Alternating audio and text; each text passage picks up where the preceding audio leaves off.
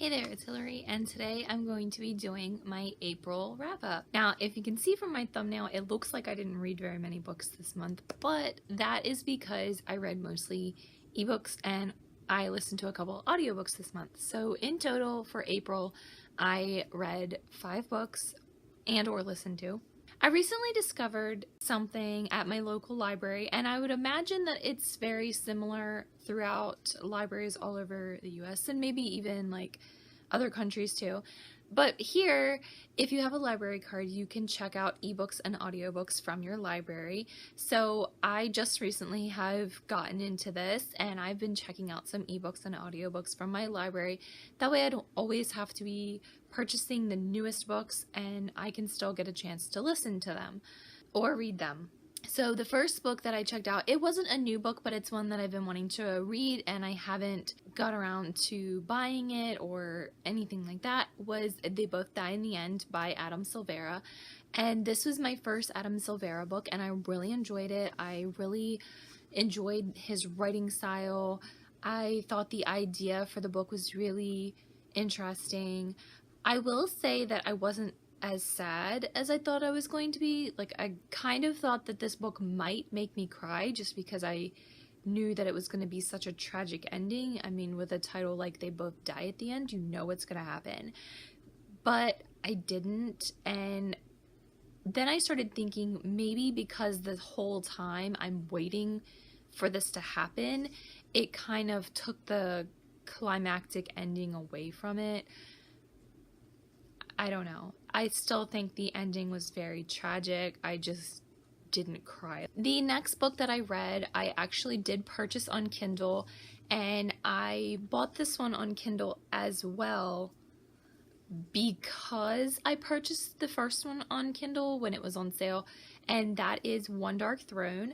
I finished these two within like a day of each other. I was listening to They Both Die at the End by Adam Silvera, and I was reading One Darkthrone, so I finished them very quickly. I finished Three Dark Crowns at the very end of March, and I went ahead and read One Darkthrone, and I enjoyed it so much. I think that the sequel was so good. I loved the first one. I have heard people say that they thought it was a little bit slower, but you have so many characters and so many places that you need to be introducing. I wasn't bothered by that. I wasn't confused about the characters and trying to figure out who they all were. It was fine. And I loved this story. I used to think that I wasn't so much like a gory type person, and sometimes like when I read things that are a little bit more gory, I still kind of cringe, but I feel like I like those type of books. Like, I like the Red Queen series, which is a little bit more gruesome, and I like this series, which is kind of gruesome too. But I cannot wait to read the sequel to this one. It will be the third one in the series, and that's Two Dark Reigns, and I think that comes out in September, and I cannot wait to read that one. And that will probably be another one that I have to buy as soon as it comes out, and I'll be getting it on Kindle as well because my other two are on Kindle. I kind of want to say that they're books that I would actually purchase to go on my shelf, but I don't like having multiple copies. If I have the full set on my Kindle, I'm okay with that. The next book that I read in April, I actually have, and that is The Couple Next Door, and this was our book club's book of the month. And this book, oh my gosh, like, I didn't think the book was amazing. Like, a lot of people in my book club gave it 5 stars. They just thought the story was amazing. I thought it was okay.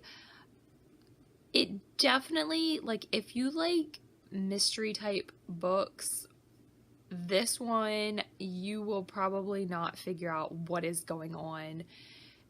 There were so many twists and turns in this book, and I believe it's actually got pretty good ratings on good reviews. I'm not saying that I didn't like it. It was okay. I think I gave it 4 stars on Goodreads. I'm not totally sure about that one. I gave it 3 or 4. I know that I did not give it 5 because I was not obsessed with it. Like, a lot of the people in my book club just could not put this book down. I was okay. I could put it down and walk away. You do get into the action very quickly in this book. And I will say that if you think you have the story figured out, you probably don't, because it's insane how many twists and turns are in this book. The next book that I listened to was Sisterhood Everlasting, which is the last book in the Sisterhood of the Traveling Pants series, which I didn't know existed. And it actually came out in 2011, I think. So it's been out for a long time, but I didn't realize that it was a thing. The Sisterhood Traveling Pants series was a series that I read like in middle school to high school. So it's been a while since I read it. But listening to this audiobook like took me back to those books. Like, I could remember reading about certain things, or I was like, oh my gosh, yes, I remember that. So I think I love the Sisterhood of the Traveling Pants series so much just because, like, when I was reading it, it was like things that I was going through at the time. Like, those were my teen books.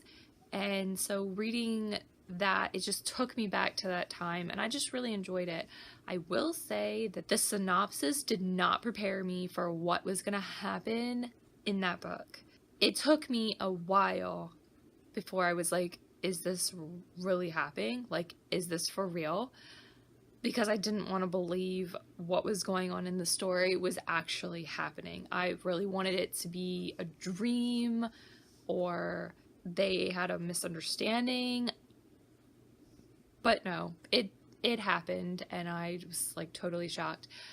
I will say I really did enjoy the book, and it kind of feels like my life now. Like, when I read the Sisterhood of the Traveling Pants series, that's how old I was. Like, I was a teenager.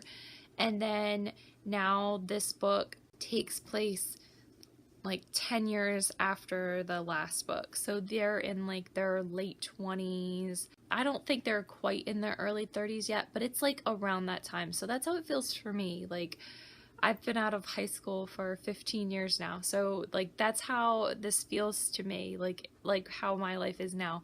Although my life seems a little bit more put together than theirs, but you know, just saying, it's not a big deal. But I really did like the book, and I think it's just partially because I love the series so much. Like, it doesn't have the best ratings on Goodreads, but that's a series that's so close to my heart. I think I just enjoyed the book so much. And the last audiobook that I listened to for the month of April was The Perks of Being a Wallflower. I have never read this book before. I have never seen the movie. I have seen previews for the movie, and that's kind of what made me want to listen to this one. The last two audiobooks that I listened to, I also checked out from the library. So I saw that Perks of Being a Wallflower was available on audiobook, so I figured I'd go ahead. And I was actually surprised the way the story is told. Like, it's written as he's writing all these letters to people, or like he's writing a journal. So I didn't realize that that's how the story was going to be. So I'm curious how they turned that into a movie. Like, I know that there is a movie. I've seen like the previews for it. I've never seen it. But like I said, that's what made me want to read the book. And since I saw it was available on audiobook, it was actually a fairly short audiobook too. It was only 8 or 9 hours. So I was able to listen to it in like 2 days. There was definitely some heavy things in this book, and I was really surprised by it. I was kind of expecting like this happy-go-lucky story, and that is not how this book is. Like, this kid deals with a lot of stuff, and I'm like sitting here, I did not deal with half of that stuff when I was in high school. And I mean, this is a very young boy. He's like a freshman in high school, and he's dealing with some heavy stuff. That being said, I thought the book was okay. I gave it 3 or 4 stars.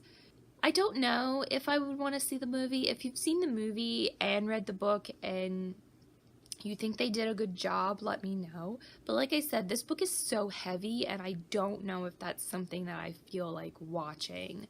maybe it's totally different. I don't know. There's a lot of stuff in there that I don't see them putting in a movie.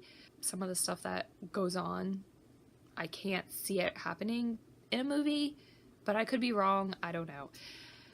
But that was my books for the month, and I think I did pretty good. I've been having a lot of stuff going on in my personal life, which is why I can't seem to get videos done, and I still managed to listen to and read 5 books for the month. So that's pretty good. I like to try to read / listen to at least one a week, so I'm sticking with my goal. Hopefully my month of May can be as good as my month of April. So thank you for joining me. If you've read or listened to any of these books that I've talked about, let me know down in the comments if you enjoyed it or not. If you enjoyed this video, please feel free to leave me a like, and if you'd like to see some more videos by me, please feel free to subscribe to my channel, and I'll see you guys in my next video. Bye!